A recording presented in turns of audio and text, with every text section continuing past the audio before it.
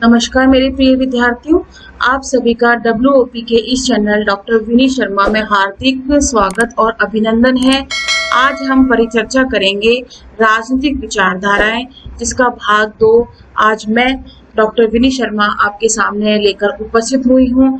मैं डॉक्टर विनी शर्मा आपके साथ राजनीतिक विचारधाराओं के बारे में विस्तृत चर्चा करूंगी और यह विस्तृत चर्चा राजनीति विज्ञान विषय को पढ़ने वाले विद्यार्थियों के लिए भी लाभप्रद रहेगा और प्रतियोगी परीक्षाओं के लिए भी राजनीतिक विचारधाराओं को समझना हमारे लिए आवश्यक है।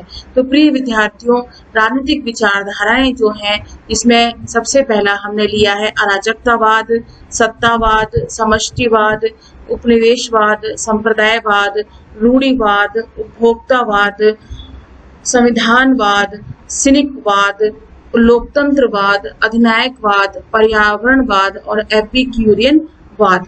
इन विचारधाराओं के बारे में हम संक्षिप्त रूप से और थोड़ा थोड़ा इसके बारे में हम जानकारी हासिल करेंगे, जो कि हमारे लिए लाभप्रद होंगी। तो प्रिय विद्यार्थियों, सबसे पहले हमारा बिंदु आता है अराजकतावाद। हम अराजकतावाद को लेते हैं और अराजकतावाद को मानने वाले विचारक हैं P.K. Proudhon, Bakunin, Peter Kropotkin, Karl Marx और महात्मा गांधी। अराजकतावादियों का मानना है कि जो मानव समाज की सारी बुराइयों को दूर करने के लिए राज्य या राज्य शक्ति के अंत का समर्थन करता है, इसके अनुसार सारी संगठित सत्ता को समाप्त करके ऐसे समाज का निर्माण करना चाहिए जिसमें मनुष्य स्वेच्छा से पारस्परिक समझौते का पालन करते हुए मिलजुल कर रहे। अर्थात अराजकतावाद एक ऐसा सिद्धांत है जो मानव समाज की सारी बुराइयों को दूर करने के लिए राज्य की शक्ति के अंत का समर्थन करता है। वह कहता है कि राज्य के पास शक्ति इतनी अत्यधिक नहीं होनी चाहिए जिससे कि वह हमारे ऊपर अपनी स्वेच्छा से शासन करे। इसके अनुसार सारी संगठित सत्ता को समाप्त करके ऐसे समाज का निर्माण करना चाहिए जिसमें मनुष्य स्वेच्छा से पारस्परिक समझौते का पालन करते हुए मिलजुल कर रहे। मतलब सभी व्यक्ति मिलजुल कर अपना राज्य में अपना जीवन व्यतीत कर पाए। राज्य का कोई स्थान इन्होंने स्वीकार नहीं किया है। ऐसे समाज में बल प्रयोग या व्यक्ति की स्वतंत्रता में हस्तक्षेप की कोई गुंजाइश नहीं होनी चाहिए। ऐसा उन्होंने कहा कि समाज के अंतर्गत बल प्रयोग का और व्यक्ति की स्वतंत्रता का कोई हस्तक्षेप नहीं होना चाहिए। वस्तुतः सारे अराजकतावादी राज्य को बल प्रयोग का ऐसा साधन मानते हैं जो मनुष्य की स्वाभाविक नैतिक वृत्ति को कुंठित कर देता है, अतः वे राज्य की सत्ता का विरोध करते हैं। तो कुल मिलाकर के विद्यार्थियों, अराजकतावाद का तात्पर्य क्या होता है, अराजकतावादी विचारधारा क्या कहती है?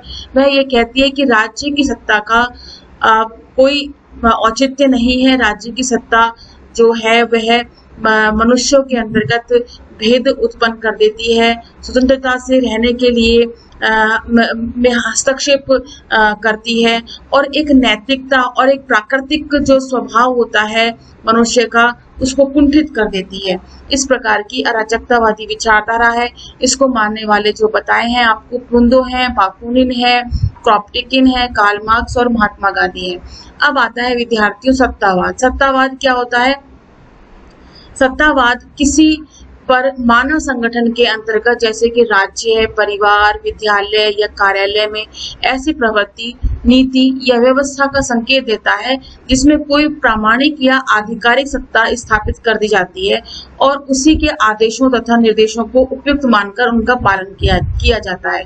सत्तावाद से क्या तात्पर्य निकला? सत्तावाद एक ऐसा संगठन है, एक ऐसा मानवीय संगठन है जो राज्य भी हो सकता है, परिवार भी हो सकता है, विद्यालय या कार्यालय कुछ भी हो सकता है, जो अपनी आधिकारिक सत्ता को हमारे ऊपर थोपता है या हमारे ऊपर लागू करवाता है, आदेशों निर्देशों के अनुसार हमसे पालन करवाने का प्रयास करता है। अब अतः ऐसी प्रणाली के अंतर्गत इन आदेशों और निर्देशों से प्रभावित व्यक्तियों की व्यक्त या अव्यक्त सहमति प्राप्त करने की आवश्यकता नहीं समझी जाती। इसके अंतर्गत यह बताया गया है कि इन आदेशों और निर्देशों से प्रभावित व्यक्तियों की व्यक्त अव्यक्त सहमति, मतलब वह उसको मानेगा या नहीं मानेगा, उसकी सहमति से कोई मतलब नहीं होता है। उसे उसका पालन, उन नीतियों का, उन नियमों का पालन करना अनिवार्य होता है। सत्तावादी शासन प्रणाली में जनसाधारण को अपना स्वतंत्र मत या अधिमान्यता प्रकट करने या अपनी मांगे प्रस्तुत करने का अवसर या अधिकार नहीं दिया जाता। मतलब ऐसी अगर सत्ता होती है, सत्तावादी शासन होता है, तो उसमें किसी व्यक्ति को या जनसाधारण या आम जनता को अपने मत को प्रकट करना या अपने अधिकार को की मांग करना, ऐसी बातें नहीं होती हैं। उसमें से सत्ताधारी का ही शासन चलता है। सत्ताधारी लोकमत के प्रति उत्तरदायी नहीं होता, मतलब जनता के प्रति उत्तरदायी नहीं होता। निर्णय की प्रक्रिया में सार्वजनिक चर्चा यह लोकप्रिय मतदान की अनुमति नहीं दी जाती, बल्कि मात्र सत्ताधारी के निर्णय को ही मान्यता दी जाती है और वहां किसी समानांतर सत्ता को वहन नहीं किया जाता। कहने का तात्पर्य यह है विद्यार्थियों कि सत्तावादी शासन में सत्ता ही सर्वोच्च होती है, उसी का ही शासन चलता है, उसी के नियमों और निर्देशों के अनुसार ही आम जनता को रहना होता है। उसके समानांतर कोई या उसके बराबर में कोई और दूसरी सत्ता नहीं होती है। अब आता है दूसरी विचारधारा समष्टिवाद। समष्टिवाद का क्या अभिप्राय है विद्यार्थियों? यह ऐसी आर्थिक और राजनीतिक व्यवस्था है जो सहकारिता और केंद्रीय नियोजन पर आधारित होती है। इसमें केवल समाजवादी नहीं आता, बल्कि दूसरी मिलती जुलती व्यवस्थाएं भी आ जाती हैं, जिनमें सहकारिता, राज्य के नियंत्रण या आर्थिक जीवन के व्यापक नियमन को प्रमुखता दी जाती है। क्या तात्पर्य हुआ विद्यार्थियों इसका यह तात्पर्य हुआ कि यह एक ऐसी आर्थिक और राजनीतिक व्यवस्था है जिसमें सहकारिता और केंद्रीय नियोजन पर आधारित होती है। मतलब सहकारिता के आधार पर किया जाता है ये कार्य, ये सामूहिक रूप में किया जाता है। इस पर सरकार का नियंत्रण होता है और सरकार का नियंत्रण भी केंद्रीय स्तर पर होता है। इसमें केवल समाजवादी नहीं आता है, बल्कि दूसरी सभी जो मिली जुली व्यवस्थाएं हैं, विचारधाराएं हैं, वे सभी इसमें समाहित हो जाती है। क्योंकि इसका क्या शब्द है ये? समष्टि में सभी को लेकर के, सभी विचारों को लेकर के ही व्यवस्था बनाई जाती है। समष्टिवाद का सिद्धांत समाजजन्य एवं मूल्यों के तर्क पर आधारित होता है। इस कर्म के अनुसार सामाजिक गतिविधि के परिणाम स्वरूप ही भूमि का मूल्य बढ़ता है और उद्योग धंधों से लाभ की प्राप्ति होती है। समस्त मूल्य का जन्मदाता समाज है, इसलिए उस पर समाज का ही नियंत्रण और अधिकार होता है। अर्थात उत्पादन के साधनों पर समुदाय का स्वामित्व होना चाहिए और सार्वजनिक सेवाओं का प्रशासन समुदाय के हाथों में रहना चाहिए। कहने का तात्पर्य यह है विद्यार्थियों कि जब इसका नियोजन केंद्रीय स्तर पर सहकारिता के माध्यम से किया जाएगा, समूह में किया जाएगा, सभी को साथ लेकर के किया जाएगा, सारी विचारधाराएं, सारी व्यवस्थाओं को साथ लेकर के किया जाएगा, तो उसमें सबका अधिकार होता है, सभी का स्वामित्व होता है और सार्वजनिक सेवाओं का प्रशासन जो है सभी समुदायों के हाथ में होता है। अब आता है उपनिवेशवाद। उपनिवेशवादी विचारधारा क्या होती है? यह एक ऐसी स्थितियां व्यवस्था जिसके अंतर्गत किसी शक्तिशाली राष्ट्र के लोग अपने प्रभुसत्ताधारी की अनुमति, सहायता और समर्थन से किसी दूसरे देश में जाकर बस जाते हैं, वहां अपना प्रभुत्व और प्रशासन स्थापित कर लेते हैं, अपनी भाषा, रीति रिवाज और अपने मूल देश के प्रति निष्ठा कायम रखते हुए अपने अधीन देश के प्राकृतिक मानवीय संसाधनों को अपने मूल देश की उन्नति और समृद्धि के लिए इस्तेमाल करते हैं। क्या तात्पर्य हुआ इसका? उपनिवेशवाद का तात्पर्य यह हुआ विद्यार्थियों कि ये एक ऐसी स्थिति होती है, ये एक ऐसी व्यवस्था होती है जिसमें शक्तिशाली राष्ट्र जो है या प्रभुसत्ताधारी जो राष्ट्र है या प्रभुसत्ताधारी जो शक्ति है वो कमजोर या छोटे देशों के ऊपर अपनी सामाजिक, आर्थिक, राजनीतिक दृष्टि से अपना आधिपत्य स्थापित कर लेती है। उनके रीति रिवाजों, उनके मूल देश, उनकी प्रतिनिष्ठा सब कायम रखते हुए अपने अधीन देशों की प्राकृतिक और मानव संसाधनों को अपने स्वयं के देश की उन्नति के लिए लगाती है। उपनिवेशवाद के समर्थक यह तर्क देते हैं कि वे पिछड़े हुए और असभ्य लोगों को अपना संरक्षण प्रदान करके उन्हें उन्नत और सभ्य बनाने का महान कार्य करते हैं। उपनिवेशवादी जो विचारधारा वाले देश हैं या लोग हैं, वो क्या कहते हैं? वो यह तर्क देते हैं कि जो पिछड़े हुए लोग हैं या पिछड़े हुए देश हैं, जो असभ्य लोग हैं, उनकी उन्नति के लिए, उनको सभ्य बनाने के लिए हम भी बहुत बड़ा महान कार्य कर रहे हैं, जबकि ऐसा नहीं होता है। वे हर संभव उनका शोषण करते रहते हैं। उपनिवेशवाद को साम्राज्यवाद की एक अभिव्यक्ति मान सकते हैं। उपनिवेशवादी जो विचारधारा है एक तरह से साम्राज्यवादी विचारधारा की ही तरह है, दोनों में सूक्ष्म अंतर किया जा सकता है। सामान्यतः साम्राज्यवाद के अंतर्गत कोई शक्तिशाली राष्ट्र दूसरे देश के भूभाग पर विजय प्राप्त करके उसे अपने क्षेत्र के साथ मिला लेता है, भूभाग पर विजय प्राप्त करता है साम्राज्यवाद में, तो है ना, अपने साम्राज्य को बढ़ाता है, उस पर अपनी पूर्ण क्षमता स्थापित करके उसका शोषण करता है। जबकि उपनिवेश बनाए गए देश के प्रशासन को मूल देश की प्रशासन व्यवस्था से पृथक कर दिया जाता है, उसके सामाजिक, आर्थिक और राजनीतिक शासन पर इसे अपना अधिकार जमा लेता है। संप्रदायवाद, संप्रदायवाद क्या ऐसी विचारधारा है भारतीय राजनीति के अंतर्गत कुछ लोगों की ऐसी प्रवृत्ति जिसमें अपने ही संप्रदाय अर्थात जाति धर्म के लोगों को महत्व देने, लाभ पहुंचाने और उन्हीं के साथ मेलजोल रखने की भावना पाई जाती है। संप्रदायवाद का अर्थ ये हुआ कि भारतीय राजनीति किस प्रकार की राजनीति है, भारतीय राजनीति के अंतर्गत या भारतीय राज्य में इस प्रकार के लोग रहते हैं जो विभिन्न धर्म, जाति, भाषा, संप्रदाय के लोग हैं, उनमें आपस में मेलजोल बढ़ाना, उनमें सौहार्द बढ़ाना, उनमें बंधुता बढ़ाना ही संप्रदायवाद कहलाता है। कभी कभी इसके साथ अन्य संप्रदायों के प्रति वर्ग विरोध का भाव भी जुड़ जाता है। ये विरोध कभी कभी सांप्रदायिक दंगों के रूप में प्रकट होते हैं। संप्रदायवाद जो कि एक सकारात्मक शब्द है, लेकिन राजनीतिक उठापटक के कारण या राजनीतिक स्वार्थों के कारण संप्रदायवाद को नकारात्मक अर्थ में लेने लगे हैं।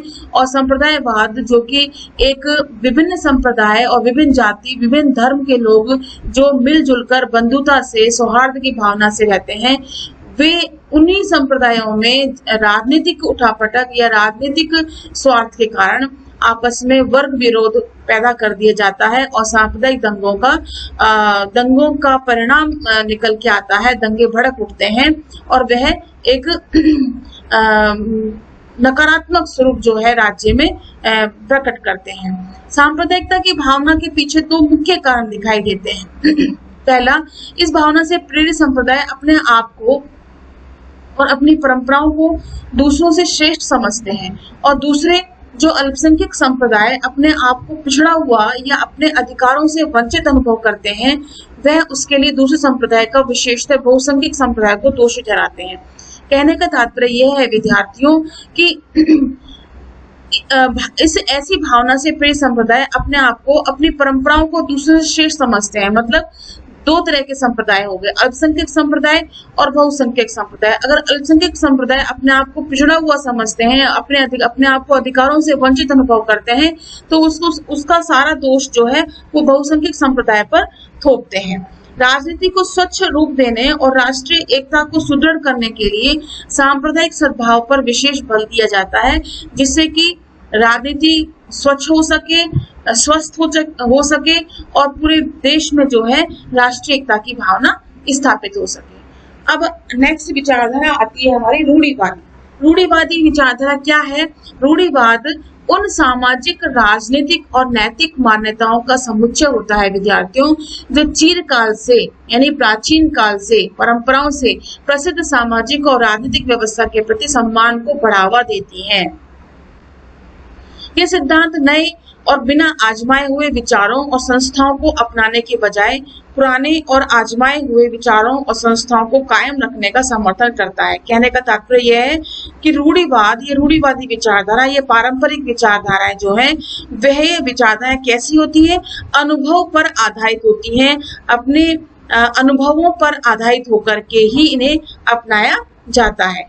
इसमें यह विश्वास किया जाता है विद्यार्थियों कि वर्तमान व्यवस्था या तो अपने आप में उत्तम है या फिर यह संभावित विकल्पों से अधिक उपयुक्त है, या कम से कम वह सर्वथा सुरक्षित, सुपरिचित और श्रद्धा एवं विश्वास का विषय है। इसमें कहने का तात्पर्य यह है विद्यार्थियों, रूढ़िवाद का मतलब होता है एक ऐसी विचारधारा, एक ऐसी पारंपरिक व्यवस्था जो चिरकाल से चली आ रही है, लंबे समय से चली आ रही है और जो हमारे लिए सुटेबल है, जो हमारे लिए मतलब सुविधापूर्ण है, सुविधाजनक है हमारे लिए, और वह हमारे लिए हर एक वह चीज उपलब्ध कराने में कार्यरत है, जो हमें आवश्यक है और उसके प्रति हमारी श्रद्धा, उसके प्रति हमारा विश्वास है, वही रूढ़िवादी उसी चीज को, उसी व्यवस्थाओं को अपनाना, उसी का सम्मान करना ही रूढ़िवाद कहलाता है। इसके बाद आता है उपभोक्तावाद। उपभोक्तावादी प्रवृत्ति क्या होती है विद्यार्थियों?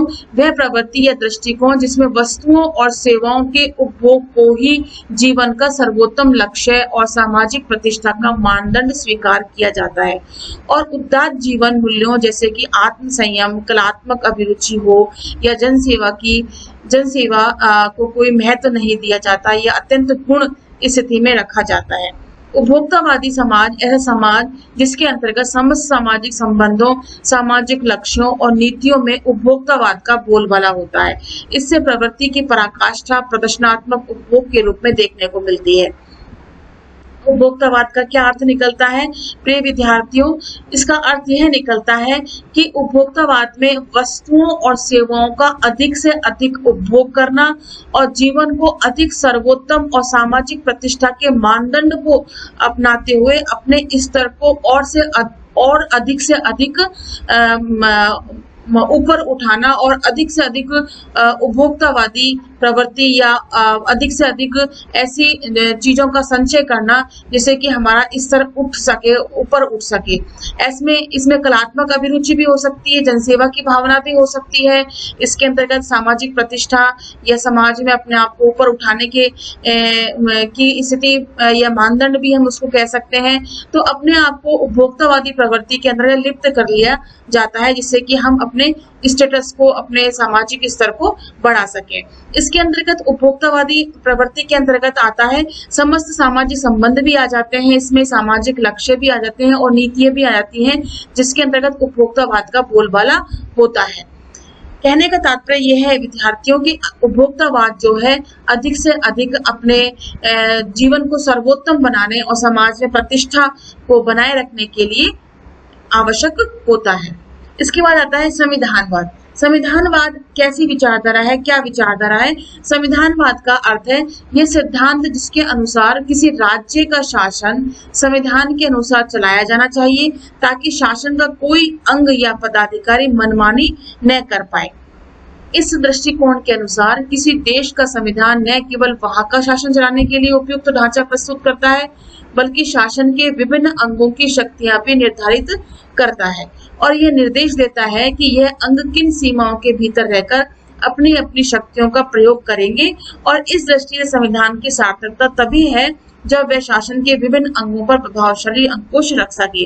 तो क्या तात्पर्य हुआ विद्यार्थियों? इसका संविधानवाद का तात्पर्य यह हुआ कि राज्य का शासन किसके आधार पर चलाया जाए? संविधान के अनुसार चलाया जाए और संविधान शासन चलाने के लिए जो ढांचा उपलब्ध कराया है संविधान ने, कार्यपालिका, व्यवस्थापिका, न्यायपालिका, ये तीनों शक्तियां अपना पृथक पृथक रूप से बिना किसी के ऊपर हस्तक्षेप किए हुए अपना अपना कार्य करती रहें और प्रभावशाली तरीके से अगर एक दूसरे के ऊपर अंकुश भी इस प्रकार से लगाएं कि वह अपनी शक्ति में ज्यादा सर्वे सर्वा ना हो जाए, ज्यादा आतताई ना हो जाए। इस प्रकार से संविधान जो है या संविधानवाद जो है इस प्रकार की व्यवस्था करता है, इसे ही संविधानवाद कहा जाता है। अब आता है विद्यार्थियों सिनिकवाद। सिनिकवाद क्या होता है? प्राचीन यूनानी दार्शनिकों के एक संप्रदाय की विचार प्रणाली है। डायोजेनीज को इस संप्रदाय का प्रमुख विचारक माना जाता है। सिनिक दार्शनिकों के अनुसार अपनी इच्छाओं और आवश्यकताओं का दमन ही सज्जीवन की कुंजी है।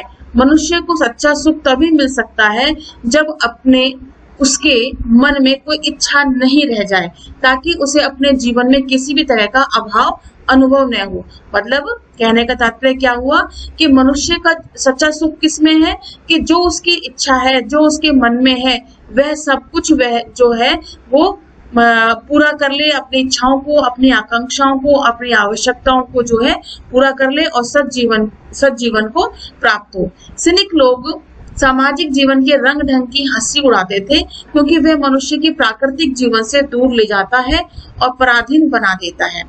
इसकी मान्यता यह थी कि सुखी जीवन जीने के लिए मनुष्य को कुत्ते की तरह निर्लज हो जाना चाहिए। कहने का तात्पर्य यह है कि हमारी आकांक्षाओं, सिलिकवादी क्या कहते हैं कि हमें अपनी आकांक्षाओं, इच्छाओं और आवश्यकताओं को पूरा करने के लिए बिल्कुल हमें इस तरह से निर्लज हो जाना चाहिए जिस प्रकार से एक कुत्ता, एक श्वान जो है निर्लज हो जाता है। इसके बाद विद्यार्थियों आता है लोकतंत्रवाद। लोकतंत्रवाद जिससे कि हम बहुत भली भांति परिचित हैं।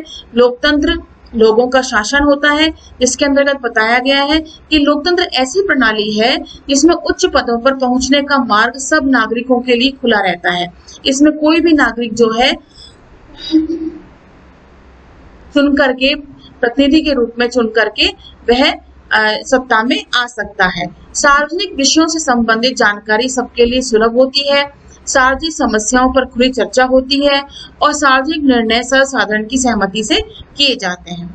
सीमित अर्थ में अगर हम लें तो लोकतंत्र एक ऐसी व्यवस्था है जिसमें महत्वपूर्ण निर्णय उन लोगों की सहमति से किए जाते हैं जिन्हें वे निर्णय प्रभावित करते हैं।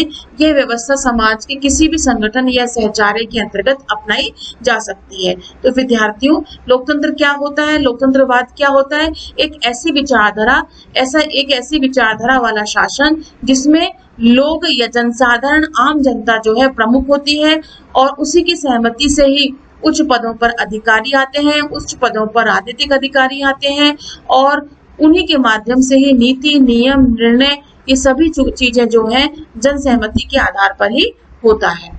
अब आता है अधिनायकवाद। अधिनायकवादी विचारधारा कैसी विचारधारा है? अधिनायकवाद का प्रयोग साधारणतः ऐसे संदर्भ में करते हैं जहां कोई व्यक्ति अपने विलक्षण नेतृत्व, लोकप्रियता या सैन्य संगठन की निष्ठा के बल पर संवैधानिक व्यवस्था को धाराशायी करके पूर्ण सत्ता पर अपना अधिकार स्थापित कर लेता है और इस व्यवस्था के अंतर्गत सत्ता के विरोधियों के दमन पर विशेष बल दिया जाता है। अधिनायक तंत्र लोकतंत्र का विपरीत पक्ष प्रस्तुत करता है। लोकतंत्र राज्य और समाज के बीच अटूट संबंध स्थापित करता है, जबकि अधिनायकवाद राज्य को समाज से काट देता है। अधिनायक तंत्र की विडंबना यह है विद्यार्थियों कि वे राज्य और समाज को संवर्त सत्ता घोषित करके वे सारी शक्तियां राज्य के हाथों में दे देता है, जिनका सच्चा अधिकारी समाज है, परंतु वह राज्य को उन दायित्वों से मुक्त रखता है जो वस्तुतः व्यक्तियों के प्रति समाज के दायित्व हैं।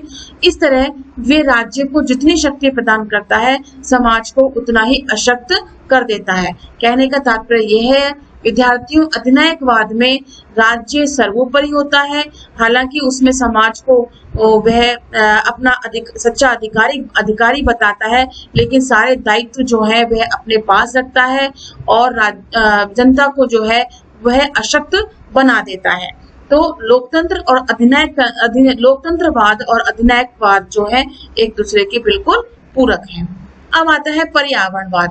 विद्यार्थियों, पर्यावरणवाद क्या है? पर्यावरणवाद कोई स्थानीय राजनीतिक सिद्धांत नहीं है। यह एक विचारधारात्मक आंदोलन है जो पश्चिमी राजनीति में 1970 के से शुरू हुआ और इसके शुरू होने के वाले दशक में उभर कर सामने आया और धीरे धीरे पूरे विश्व में यह फैल गया। वातावरण के विज्ञान से गहरे सरोकार के कारण पर्यावरणवादियों को परिस्थिति विज्ञानवादी भी कहा जाता है, इकोलॉजिस्ट, है ना। इस आंदोलन के अंतर्गत वातावरण में हरियाली कायम रखने पर बल दिया जाता है, इसलिए इससे प्रेरित राजनीति को हरित राजनीति की संज्ञा भी दी जाती है। तो पर्यावरणवाद क्या हुआ विद्यार्थियों? अपने ऐसी विचारधारा जो 1970 से शुरू हुई, जो पूरे विश्व में धीरे धीरे पूरे विश्व में फैल चुकी है और उसका फैल जाना भी बहुत ही उचित है, इसलिए क्योंकि पूरे विश्व को हरित करना, हरियाली को महत्ता देना हमारे लिए अत्यधिक जरूरी है। जिस प्रकार से पर्यावरण प्रदूषित हो रहा है, नष्ट हो रहा है, इसके लिए पर्यावरणवादी विचारधारा को अस्तित्व में आना या उसके प्रति जागरूक होना हमारे लिए आवश्यक है। अब इसके बाद आता है एपिक्यूरियनवाद। एपिक्यूरियनवाद क्या होता है विद्यार्थियों? वह दार्शनिक सिद्धांत जो प्राचीन यूनानी दार्शनिक एपिक्यूरस की शिक्षाओं के साथ जुड़ा है। आम बोलचाल की भाषा में इसे सुखवाद या भोगवाद का पर्याय समझा जाता है। सुखवाद के अनुसार सुखी परम शुभ है, जो सुखी है वह परम शुभ है, दैहिक और मानसिक सुखों का अधिकतम आस्वादन ही जीवन का सर्वोत्तम ढंग है, ऐसा एपिक्यूरियनवादी कहते हैं। अतः भोग विलास पर आधारित जीवन को एपिक्यूरियनवाद का मुख्य आदर्श माना जाता है। फारसी के प्रसिद्ध कवि उमर ख़याम ने एपिक्यूरियनवाद के संदेश को कविता के माध्यम से सशक्त अभिव्यक्ति प्रदान की है। तो प्रिय विद्यार्थियों, जिस प्रकार से हम आपके सामने कुछ विचारधाराओं को लेकर आए जो आपके लिए राजनीति विज्ञान को समझने में सहायक सिद्ध होंगे और प्रतियोगी परीक्षाओं में भी आपके लिए लाभप्रद होंगे।